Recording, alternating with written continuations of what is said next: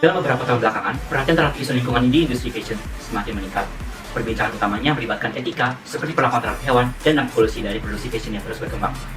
Penggunaan bahan kimia beracun selama proses produksi tetap menjadi perhatian utama, mempengaruhi kesehatan manusia dan juga lingkungan.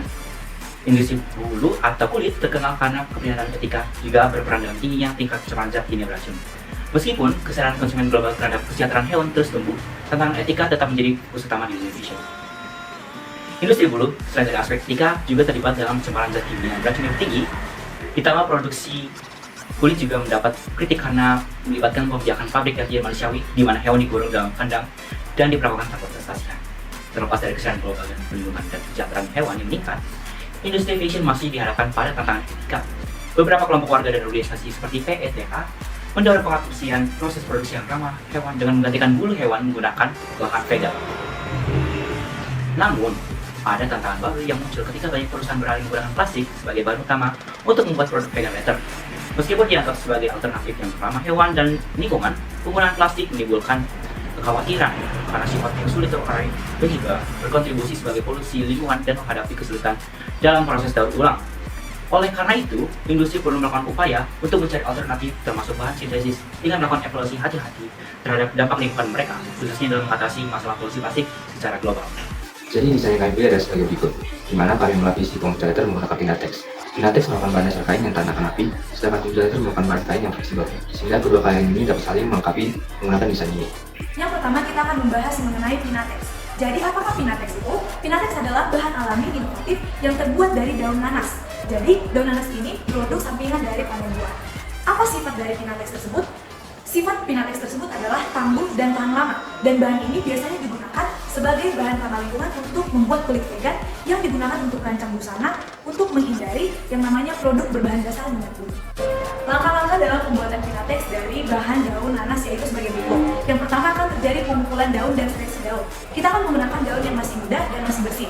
Lalu akan dilakukan ekstraksi serat dan pencucian dengan menggunakan air daur ulang dan pengeringan di bawah sinar matahari. Lalu akan dilanjutkan dalam pemurnian. Apa sih pemurnian ini? Jadi dalam pemurnian ini akan dilakukan pembersihan serat tersebut dari kotoran-kotoran yang masih tertempel dalam serat daun nanas tersebut.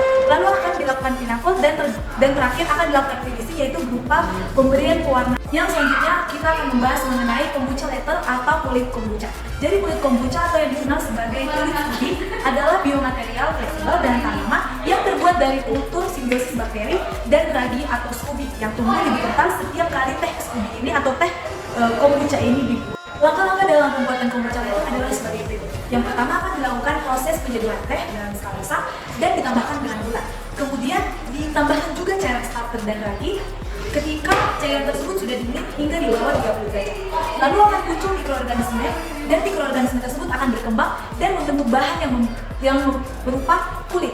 Nanti bahan yang berupa kulit itu akan dikeringkan sekitar 1-3 hari hingga membentuk kulit yang lebih tipis dan sudah kering. Velea yang lolos dari tes ketahanan terhadap panas dan juga air akan segera dipasarkan dengan mengunggulkan kualitas bahan dasar yang ramah lingkungan. Untuk menciptakan Velea dalam jumlah banyak dan juga dengan kualitas yang baik, diperlukan pengumpulan dan juga pengolahan limbah, terutama limbah kulit nanas dari para pengepul nanas, yang kemudian akan dikombinasikan dengan limbah teh kombucha. Nantinya, olahan-olahan Velea ini akan segera diolah dan juga dijadikan kulit sintesis, yang nantinya akan mengutamakan kenyamanan pengguna. Nantinya Velea ini akan berusaha untuk menciptakan daya tarik tersendiri yang juga ramah lingkungan. Dengan adanya produk Velea dan Pinatex ini, maka para petani nanas, kombucha, dan pengaduk hidup sehat dapat mengurangi sampah dari sisa aktivitas mereka. Para pemakai produk ini juga dapat merasa nyaman dan percaya diri dengan penggunaan produk Velea dan Pinatex. Karena produk ini tidak hanya unik, tetapi juga memiliki nilai lebih dengan berbahan dasar organik. Produk ini juga divisualisasikan sebagai produk alternatif yang mudah diproduksikan menjadi investasi yang besar di masa depan. Cost to profit rate yang diberikan produk ini mempertimbangkan kemampuan dari masyarakat dan kualitas yang kami berikan. Dalam prototipe ini, kami memperbesar peluang penjualan dengan desain promosional yang menarik di kancah nasional maupun internasional. Kedepannya, kami berencana melanjutkan perkembangan Velea dan Pinatex ini melalui proyeksi penelitian akan